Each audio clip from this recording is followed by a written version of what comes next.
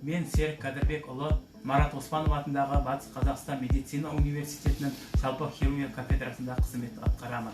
Нұрлы жол бағдарламасы бойынша дәрігерлер мен мұғалімдерге сатып алу құқығы берілген бастапқы жарна төлемей тұрғын үйлерді жалға беру туралы Қазақстан ипотекалық компаниясы мен денсаулық сақтау министрлігі, білім және ғылым министрлігі арасында жасалған келісім шарт аясында менің жан ұяма Ақтөбе қаласы Қарғалы тұрғын үй массиві мен 2 бөлмелі пәтер берілді.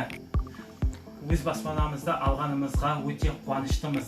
Осы шаңырағымызда 4-ші сәбиіміз дүниеге келді.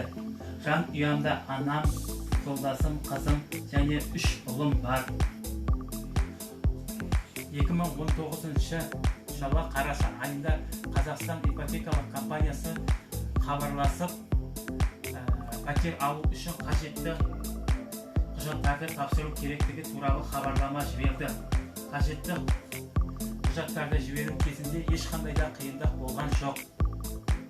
Барлық документтерді тапсырып болғаннан 15 күннен кейін өзіміздің армандаған баспанамызға алдық.